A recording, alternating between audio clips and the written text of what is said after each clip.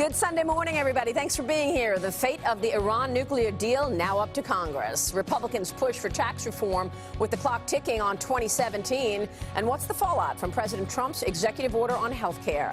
Good morning. I'm Maria Bartiromo. Welcome to Sunday Morning Futures. President Trump decertifying the Iran nuclear deal. What happens now with the agreement? I will talk momentarily to Israeli Prime Minister Benjamin Netanyahu, House Foreign Affairs Committee Chairman Ed Royce, and former Senator Joe Lieberman.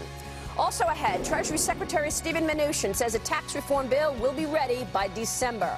Others not so sure. I'll talk live with Secretary Mnuchin coming up and ask him about the big, demanding, and remaining obstacles.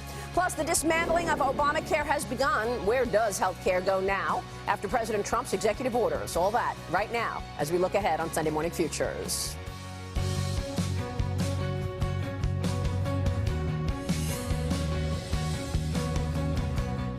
President Trump decertifying the Iran nuclear agreement. That kicks the issue back to Congress, which now has a 60-day window to make the next move. And though the United States did not actually walk away from the nuclear deal, the president is leaving that option on the table. So far, the move winning praise from our closest ally in the Middle East. Joining me right now is Israeli Prime Minister Benjamin Netanyahu. Mr. Prime Minister, it's wonderful to see you. Thanks so much for joining us this morning.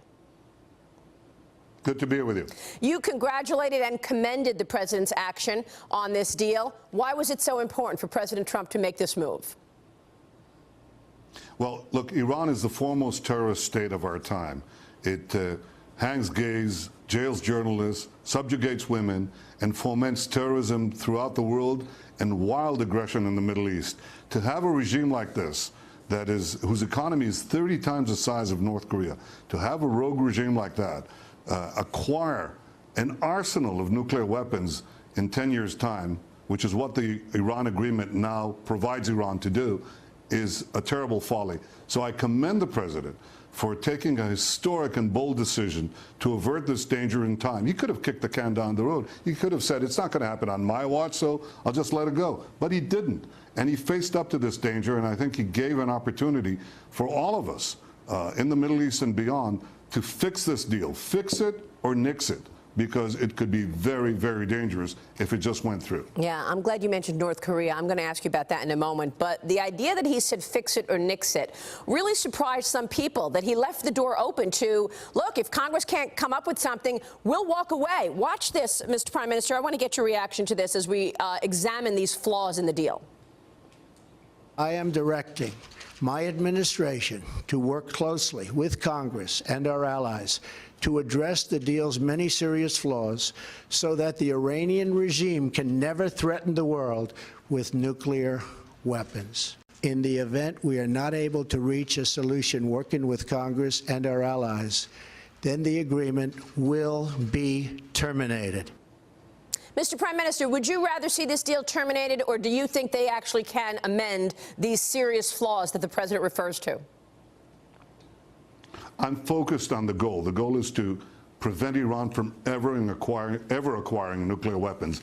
And whether you could achieve it either by fixing this bad deal or by nixing it. I don't particularly care which one, but it's the result that we want to have. And there are several key things that you want to make sure.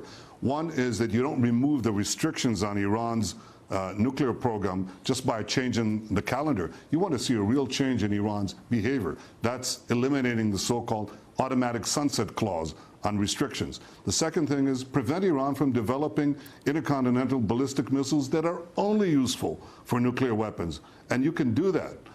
The third thing is equally is to see that you have real inspections. Right now, Iran doesn't allow you to inspect military sites.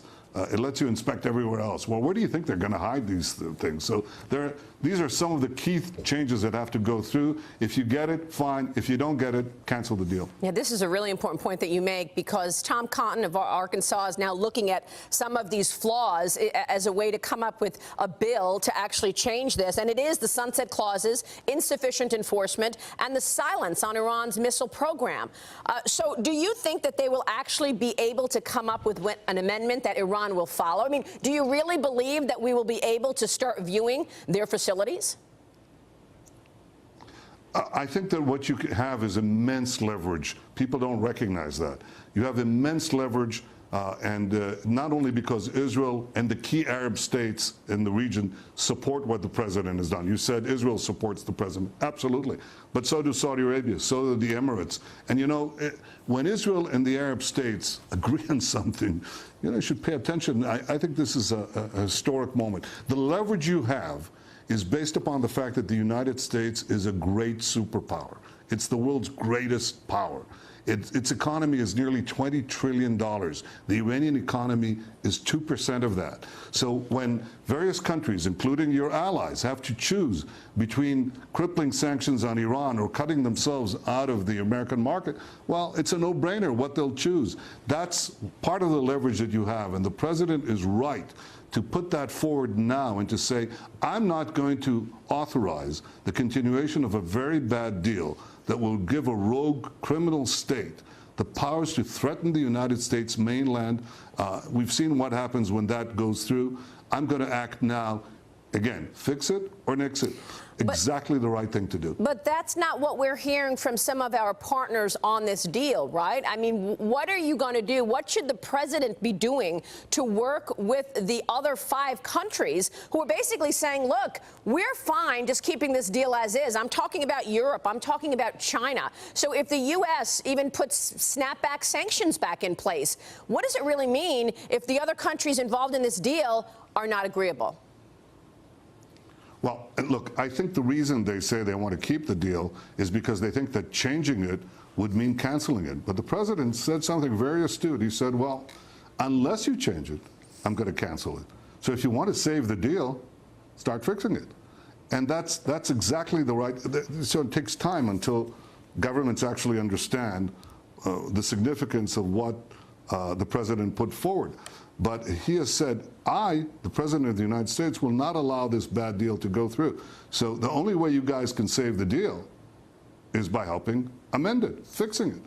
And that's something that I think will have great leverage down the line. So you do believe that maybe Europe, right now, for example, will join in on perhaps, potentially, snapping back those sanctions against Iran then? Well, I think if the U.S. decides to do that on its own, it can do so by its own because it has such immense economic leverage. And I think the Europeans, once they think about it, will see that the president is giving them an opportunity to avoid something that is very bad for them today. You know, you don't want, none of us as leaders should, you know, sacrifice the long term or even the middle term for the short term. In the short term, yeah, it's comfortable. They have business ties with Iran and so on that are developing. But in a very few years, Iran will be this humongous power with declared, you know, this is Iran that says death to America, death to Israel. You know, you're the great Satan, we're the little Satan. I suppose Europe in between is a middle-sized Satan. I hope they're not offended. But we're all under their guns. They're developing ballistic missiles, not to fire against us. They already have that. It's to fire against, to threaten Europe, to threaten the United States. So I think when people come around and think about it, they say, we really don't want this bad deal to go through. We really should act now to correct it. The president also said, look, their favorite term is death to America, death to Israel. The president actually said that in the speech. Are you expecting Iran to take retaliatory action as a result of this move? Against whom? Against the U.S., against Israel, against anybody. I mean, are you expecting a reaction from the Iran Revolutionary Guard? Well, I think I can speak as the Prime Minister of Israel. I think if they act against us, that would be a very big mistake. Already we've heard rhetoric to that, calling any commentary against this deal stupid. I mean, a lot of commentary already coming out of Iran. Should the country be afraid? I mean, should we be worried that, in fact, this is going to stoke even more violence? No, I think it's the opposite. I think it reveals Iran's the pressure that Iran has come under. Up to now, they were living in heaven. I mean, the radicals who control Iran were enjoying a bonanza. They were getting money flowing in. It just began, by the way. $50 billion that they got in is just up front. But down the line, they'd get hundreds of billions of dollars with oil contracts, with projects and other things. And so all of a sudden, this bonanza has stopped. and now they're under pressure. And I think that's important. Look, I drew a red line in the UN against Iranian enrichment. And everybody said, wow, is that going to cause a problem? But in fact, Iran backed off. They never crossed that line because they know the power of crippling sanctions and other things that they would have to confront. So I would say right now the ones who are worried, who should be worried, is Iran, not the U.S. The president also mentioned North Korea. You mentioned North Korea at the beginning of our conversation. He said, look, if you allow something to keep going on, it will only get worse. It will only get worse and more dangerous, as we've seen with North Korea. Do you believe Iran is working with North Korea on its missile program? Well, it did in the past, for sure. There's no question about that. But I'd rather not discuss ongoing intelligence. I think the important thing is, you remember that when the deal with North Korea was signed in 1994, it was hailed as, it's just a breakthrough. North Korea's neighbors would be more secure. North Korea will stop the development of nuclear weapons. That turned out to be false. And in fact, the same celebratory words were said about the deal with Iran, including the fact that Iran would now join the community of nations. It's going to moderate its activity. But since the deal with Iran was signed, the nuclear deal was signed, right, Iran has been like a tiger unleashed from its cage, and it's not joining the community of nations, it's devouring nations left and right. So I think that standing up to, refusing to go along with a bad deal is a good thing, an important thing, even a historic thing. Certainly important for world peace. And Mr. Prime Minister, real quick, we're about to speak with Steven Mnuchin, the U.S. Treasury Secretary. And, of course, this deal gives the Treasury further a sanction opportunity against the Revolutionary Guard because of its support for terrorism. What do you want to see out of the U.S. Treasury right now? That is a very important step, and I welcome it. We'd like to see it implemented, obviously, because the Revolutionary Guards are the main instrument of Iran's aggression throughout the Middle East. They're firing rockets from Yemen through their proxies that reach 700 kilometers right into the Riyadh in Saudi Arabia. They're trying to colonize Syria and turn it into a military base against Israel and against others. So Iran's aggression continues unabated and, in fact, fueled by the megabucks that they receive from this deal, and that's nothing compared to what they'll receive tomorrow unless we change course. Well, beginning those sanctions on the Revolutionary Guards is a very important first step. You make an important point because the land grab has gotten bigger. Iran is in Syria. It is in Iraq. Mr. Prime Minister, thank you so much for your time this morning. Thank you, Maria. Congratulations to you on this dynamic economy of Israel, despite the challenges you face. We'll see you soon, sir. It's a roaring tiger. Come and invest. Thank you so much, Prime Minister Benjamin Netanyahu. Thank you. And the fate of the Iran deal now in the hands of lawmakers. Up next, I'll speak with House Foreign Affairs Committee Chairman Ed Royce with me coming up. Then I'll speak live with Treasury Secretary Steven Mnuchin about tax reform. Will we get it this year? What would you like to hear from all of the above? Follow me on Twitter at Maria Bartiromo, at Sunday Futures. Stay with us. Quick break. We're looking ahead right now on Sunday Morning Futures.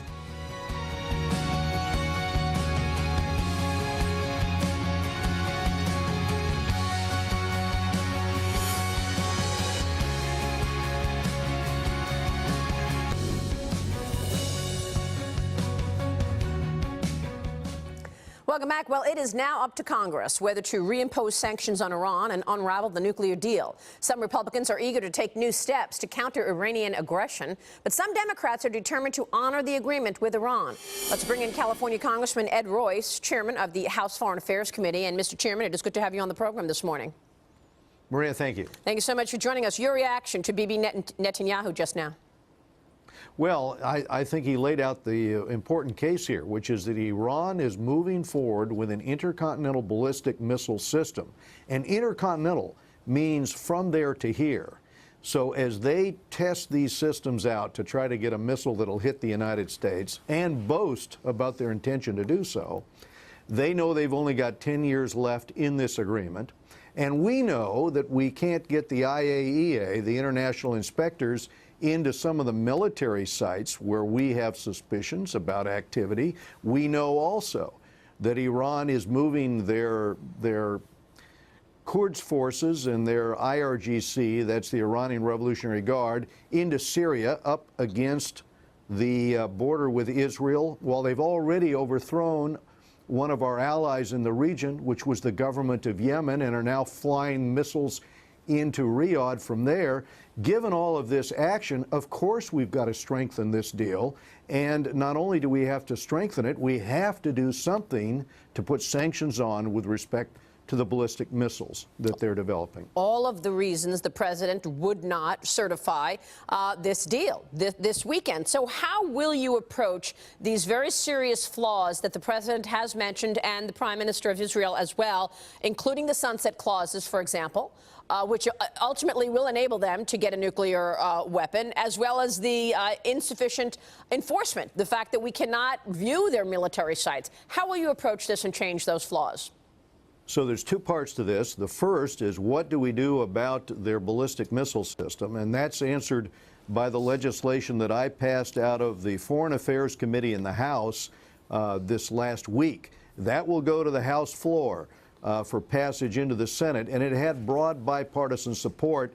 The reason we're addressing that, obviously, is we can use our considerable ability to put U.S. sanctions in place, specifically on that. Second, last week, we also passed legislation having to do with sanctioning Hezbollah. That bill needs to come to the floor of the House and will pass into the Senate, and that will allow us to cut off the financing and begin the support network to curtail Iran's proxy. And then the last part, which you just mentioned, we have to sit down with our European partners. I've discussed this with some of the ambassadors, and so we need to talk with them specifically about extending out this sunset. We will lead on this, but you might be surprised to note that the French, for example, have also expressed some interest in expanding out that sunset so that that doesn't expire in 10 years. Lastly, your point about getting onto the military bases. We have in the original agreement, arguably, and I led the opposition to the agreement on the House floor, but there is a provision in there that if we enforce the hell out of this agreement, we could push the point that we need to have access to military bases where there is this kind of research going on. We need to do that. Real quick, is Iran going to retaliate here?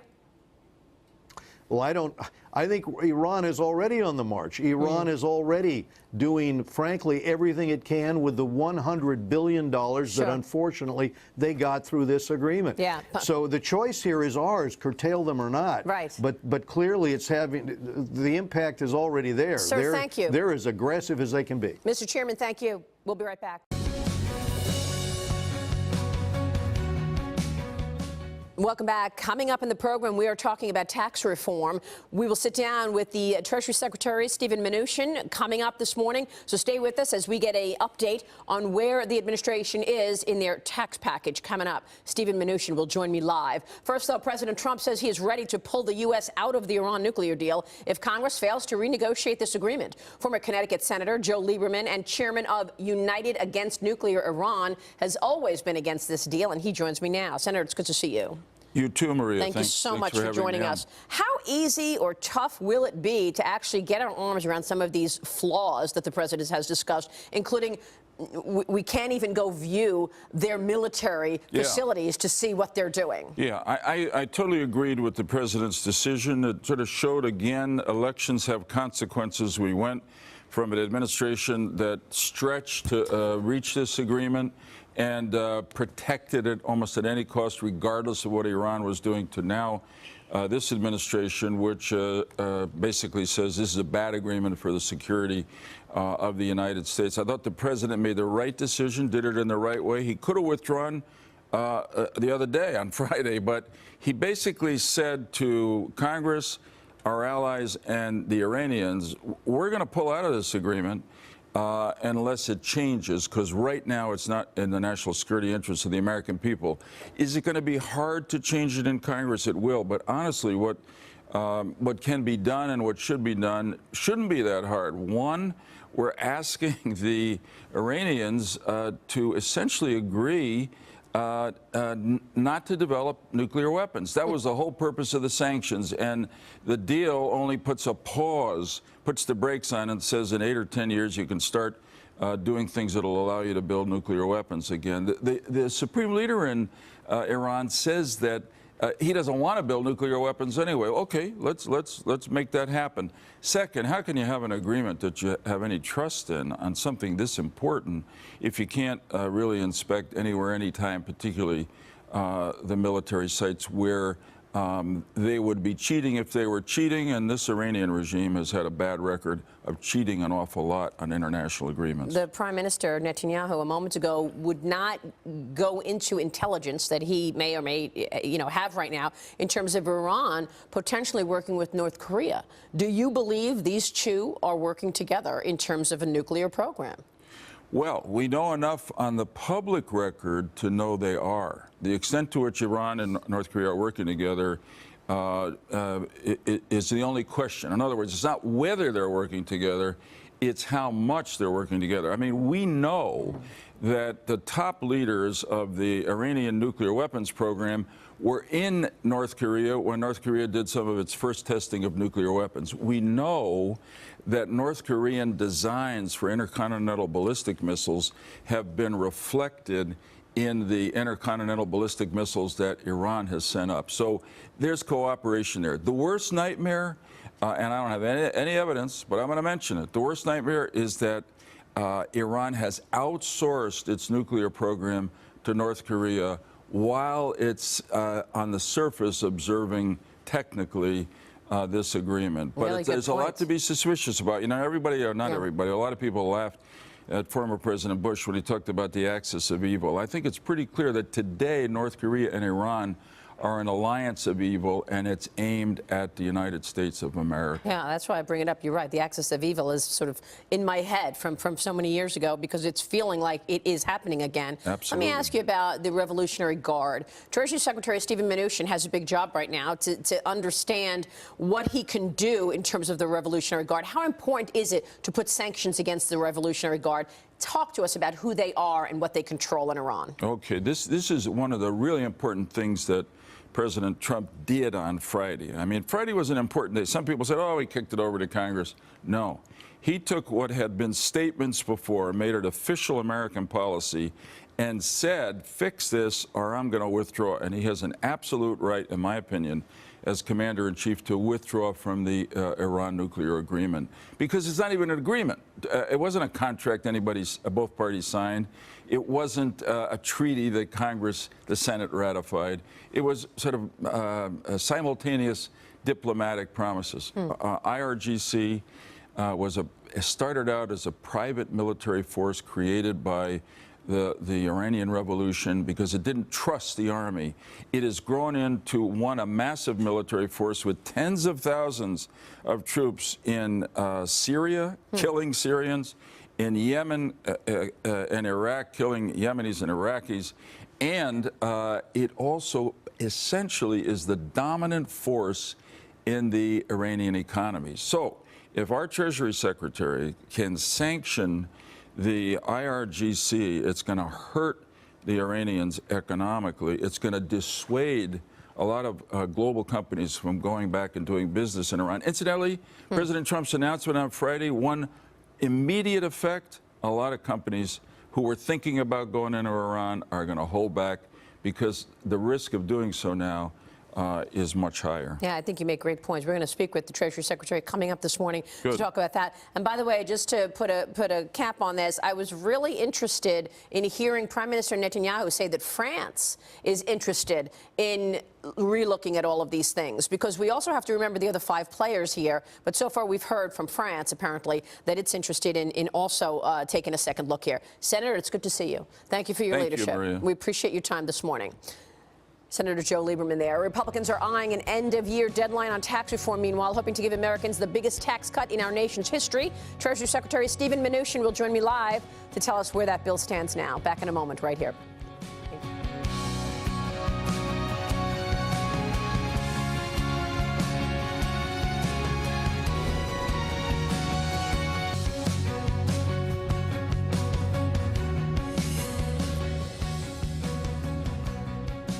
Welcome back. We turn now to tax reform. Treasury Secretary Steven Mnuchin confident a bill will be done by December. But Senator Ted Cruz is warning that the process could leak over into the new year. For more, let's bring in the Treasury Secretary of the USA, Steven Mnuchin. Mr. Secretary, it's good to see you this morning. Thanks so much for joining us. Good to see you as well. Always great to be with you, Maria. We were talking about Iran a lot this morning with Prime Minister Netanyahu, so I'm going to get to that coming up. I'd like to get your take on things as well. But let me start with the budget battle. And, of course, we've got an important week coming up. What are you expecting from the Senate this week in terms of the budget bill going down to the floor for a vote, which, of course, would open the door to reconciliation and the forward move on tax reform?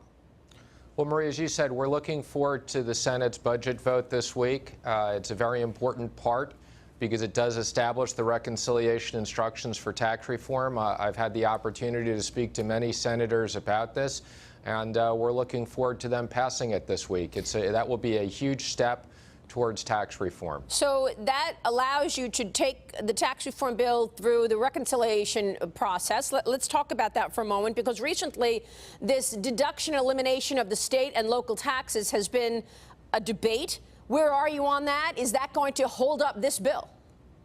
Maria, I don't think it's going to hold up the bill. And as you know, I've had the opportunity to work with the president for over the last year and a half during the campaign on tax reform. It's been his top priority. I've been working on this since January. And we understand the issue on state and local deductions. As I said, you know, I've lived in California and New York, and I know the impact on both those economies. And we're trying to balance.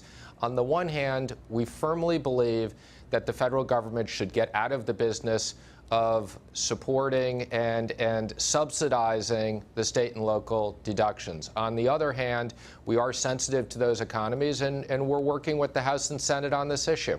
I guess on the one hand, if you have a deduction and you're able to deduct your state and local taxes, it sort of gives the governor of that state or the mayors in that city freewheeling to just raise taxes or leave taxes wherever they want. That's true, Maria, and I know that people in New York and California will say that they send more money to the federal government that they get back, but that's because more rich people live in both those states. And the way the tax system works, I think you know, the top 10% pay 80% of the taxes in this country. Yes, I do know that, and I've been saying that a lot, which brings me to the conversation of, aren't some people in this country going to pay higher taxes if, in fact, you eliminate that deduction and then you come up with this fourth bracket? You know, that's what Rand Paul and I were talking about this past week. Listen to what Senator Paul said about the idea that if you do eliminate that deduction and come up with another high bracket for the millionaires, you're actually not cutting taxes. Listen to this, sir. I think one compromise might be for those below $1 million, they get to keep the deduction, or you get to keep a part of it, maybe 7 points of it instead of the full 12 if you're in New York or California. There's all kinds of compromises, but to me the bottom line isn't so much which solution, it's just that you don't have a significant number of middle-class folks getting a tax increase. I think that's going to kill the deal. It's 100%. I mean, you know, he's talking about the biggest tax cut in history, and yet if you're going to remove that deduction and you're going to come up with a fourth bracket, what about that? A fourth bracket for the millionaires. You are talking about higher taxes. Certainly for the highest earners, they get a tax increase. Agreed? The top 1% pay about a third of the income tax. The top 25% pay almost 90% of the income tax. So if you take this class warfare theology and say, oh, we're not going to cut taxes on those who are successful, guess what? You won't cut taxes because that's where all the taxes are paid. So I am a big believer, yes, you should cut the top rate. So what about that, Secretary Mnuchin? Are you going to cut the top rate? Well, Maria, as you know, right now we've set the top rate at 35%. And the idea there was that in the high tax states, that would not be a tax cut and it wouldn't be a tax increase for them. But we're going to work through these issues. We look forward. I've had conversations with Senator Paul and others on this.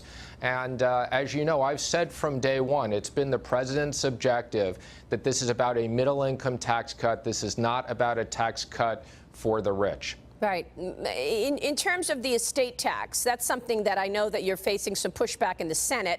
Are you going to be able to reverse the estate tax and do away with that, or do you think you're going to have to keep something like that in just to get the votes in the Senate? Well, Maria, you know, this has been an important Republican doctrine for a long period of time. It's partially a philosophical issue. It's partially an economic issue. There's a lot of people that do have family businesses that we want them to be able to pass it on, whether they're farms or small businesses. On the other hand, as I said this week, obviously the estate tax, when we talk about no cuts for the rich, we're talking about the income tax system. The estate tax system, it's just fundamentally unfair. People pay about 50% taxes every year, and then they pay another 50% taxes when they die. But this will be one of the issues we continue to discuss with Congress. So it's double taxation, basically. It's beyond double taxation. Yeah. So in terms of the pushback, Secretary Mnuchin, is that really what you're seeing, the state and local tax deduction, the property tax deduction, and potentially the estate tax deduction, or is there other disagreements in terms of this overall package? Maria, the good news is we have a consensus with the leadership in the House and the Senate. As you know, we've been working on these issues all year. These are difficult issues. Tax reform hasn't been done in 31 years. If this were simple, it would have been done before. But President Trump is committed, and I am committed, to getting this done this year, and we are confident that that's going to occur. And we're already seeing anticipation of a better economy. We're getting better numbers, 3.1% GDP. Secretary Mnuchin, I want to take a quick break, but when we come back, I want to ask you how you get to 50 votes. Are you going to need Democrats? How do you see the path toward passage? We'll talk about that when we come right back. Secretary Mnuchin is with me this morning on Sunday Morning Futures. Stay with us.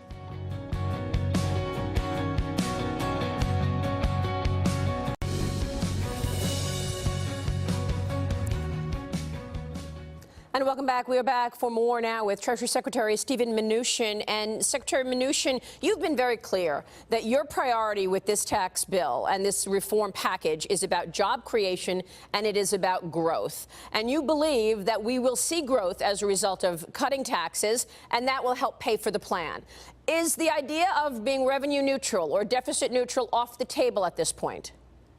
Maria, not at all. The math is very simple. We have $1.5 trillion that will be in the reconciliation. There's $500 billion. That's the difference between policy and baseline. And we think that we should be scoring this to policy. So that takes the number down to $1 trillion negative. We think there's $2 trillion of growth that will take this to $1 trillion positive.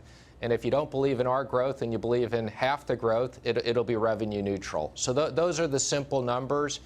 Kevin Hassett at the CEA is working both internally and with a bunch of economists. And once we come out with all the details of the plan, it'll be fully scored, it'll be fully supported. So what kind of behavior are you expecting in terms of change from managers of businesses, from CEOs that are the job creators in this country, if they do, in fact, see a much more attractive environment, if they take money back from overseas, $3 trillion coming back to the U.S. because of the tax plan, or a 20% corporate tax rate, or a 25% pass-through? What will they do?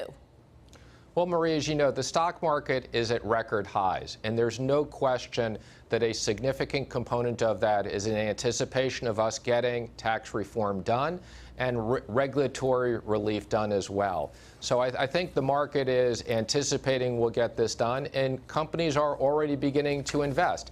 This is about making a competitive business tax system. As I've said before, we have one of the highest corporate tax rates in the world. We tax on worldwide income. We have this crazy concept of deferral, where if you leave your money offshore, you don't pay U.S. taxes. So not a surprise, we have international companies sitting with trillions of dollars offshore. So we call this as much of a jobs act as it is a tax act. This is about creating American jobs. Secretary, would you explain the road to passage here? You need to get to 50 votes, and we know that it was a long and hard-fought process over health care, and at the end of the day, John McCain votes no. Some people who we thought would vote yes voted no, and the deal falls apart. So given what we know about a feud between Senator Corker and the president, maybe McCain did something for personal reasons, I don't know. Is the president perhaps potentially damaging the chances of closure, getting the votes required by the feuding? Not at all, Maria. And I've had many conversations with Senator Corker on tax reform. He's been incredibly helpful in regards to where we are in the budget. I think, you know, he was part of the agreed upon compromise to get the budget out of the Budget Committee and onto the floor. And I think the Senate understands the importance of this. And I would also just comment, I hope we get a lot of Democrats on board as well, because cutting taxes for the middle class and making business taxes competitive for jobs, I think that's something that Democrats understand as well. So do you think you will get Democrats perhaps from some of the states that the president won, like in North Dakota? I mean, would Heidi Heitkamp be there? Would Congressman Donnelly be there? I'm not going to comment on any one senator and where they'll be, because I don't think that would be appropriate. But as you know, we've invited Democrat senators to come along on Air Force One with us and go to the tax speeches. And I think they understand in these states how important this is for their economies and for their constituents. So do you think that you could be seeing a mix of Republicans and a couple of Democrats in terms of voting for the tax bill? I would hope that's the case. As I said, this is critical to the economy, and I would hope that we get many Democrats voting with us. Let me turn to Iran, Secretary Mnuchin, because, of course, we know that you've been authorized to further sanction the Revolutionary Guard for its support of terrorism. Here's what Prime Minister Netanyahu just told me about that. That is a very important step, and I welcome it. We'd like to see it implemented, obviously, because the Revolutionary Guards are the main instrument of Iran's aggression throughout the Middle East. They're firing rockets from Yemen through their proxies that reach 700 kilometers right into the Riyadh in Saudi Arabia. They're trying to colonize Syria and turn it into a military base against Israel and against others. So Iran's aggression continues unabated and, in fact, fueled by the megabucks that they receive from this deal, and that's nothing compared to what they'll receive tomorrow unless we change course. Well, beginning those sanctions on the Revolutionary Guards is a very important first step. Are you planning on instituting those sanctions, sir? I am, Maria, and let me just explain that most people may not understand this, but sanctions and terrorist financing are a very, very important part of what we do at the Treasury Department. I probably spend half my time on this. So as it relates to Iran, I've had the opportunity to be part of these discussions, both at the National Security Council, with Secretary Tillerson, with Secretary Mattis, with Director Pompeo. We've had many discussions. I've participated with the president in the Oval Office on these discussions, and I fully support President Trump's plan here. This is very important. I've just finished 3 days of meetings with my counterparts here in Washington, at the World Bank and IMF meetings, and I've had very direct conversations with my counterparts around what we're trying to do with Iran. Do you think they'll be on your team? I mean, will they agree to it? Sanctions as well? I think they completely understand that there's an issue in regards to the term of the deal. I think they also understand that Iran is violating UN sanctions outside of the deal, and we're going to be working with them on that. Secretary, thank you. Yep. Okay. Thank you so much, Secretary Stephen Mnuchin. Back in a minute. Thank you. Welcome back. Time for the panel. Ed Rollins is former campaign manager for the Reagan-Bush ticket. In 1984, Lee Carter, both president and partner at the communications consultant firm Maslansky and Partners. Good to see you both. Thank you so much for joining us. Executive order last week from the president on health care. Your thoughts? My thoughts are he basically is living up to the law. The money's never been appropriated. It was authorized in the bill to get insurance companies to support it, but it was never appropriated. If you don't appropriate it, it's illegal, and the federal court has already told them it's illegal, and its Justice Department said you cannot spend that money. I think that it's fascinating the way that he's been doing this from DACA to this. He's using executive orders to push Congress to do their jobs. He's taking a lot of hits right now, but the bottom line is this. Congress needs to come together and get health care done, or else people are going to be in a lot of trouble. So I think that this was a very, very interesting move on the part of the president, and I think that it's a strategy that he has moving forward to get things done. So you think that this was the right move, then? I don't think you have any choice. I mean, you've literally have had a federal court say you cannot spend money that's not been appropriated by the Congress. Congress went and sued Obama, And this, the bottom line, he's undoing all these executive orders that were not properly executed by Obama, and I think he's doing the right thing. All right, a word on tax reform. We're going to hopefully see the budget bill go to the floor in the Senate this week. They've been on vacation. So once that happens, the door's open for reconciliation. Stephen Mnuchin was pretty confident he's going to get the votes. Your thoughts? I think he's a little overly optimistic. I think there's a long ways to go, and they haven't been very good at counting votes so far, and I think they've got a hard battle ahead. Hard battle ahead. Right. I'm concerned just because when we're talking about removing deductions on the wealthiest, I think you're going to get some conservatives who typically would vote for this to say this is not a typical conservative bill. So I think he might lose some Republicans on this, and that's a big concern. And when he says he's going to have many Democrats, I don't know who the many Democrats are. Maybe one or two. Well, there's Donnelly, there's Heitkamp, there's Mnuchin, there's Manchin. But none of them have ever publicly said, I'm going to support the president. And I think if they were going to support the president, they'd be out talking about it. If they don't support aren't their states, their states were won by President Trump. It doesn't matter. I've done this for 50 years. There's no guarantee because a presidential campaign wins it that the senator can go different. So it sounds like you guys are skeptical the tax reform happens I think this they year. have. I think they have a lot further way to go than the Treasury Secretary. I hope he's right, but I'm a skeptic. I'm skeptical. I want to hear more details, and I want to hear them selling this plan better. I do think that there's some issues right now, the way that they're presenting it, for the conservatives to really take on, especially when you're talking about the wealthiest not really getting a tax cut. And I think that there's a lot of Democrats who are easily saying that this is for the wealthy, not for everybody else. So a lot of talking points that aren't being taken yet. All right, we will leave it there. Lee Carter, Ed Rollins, great to see you both. A little abbreviated session today. I'll see you tomorrow, Fox Business Network, Mornings with Maria, 6 a.m. See you then. Thanks.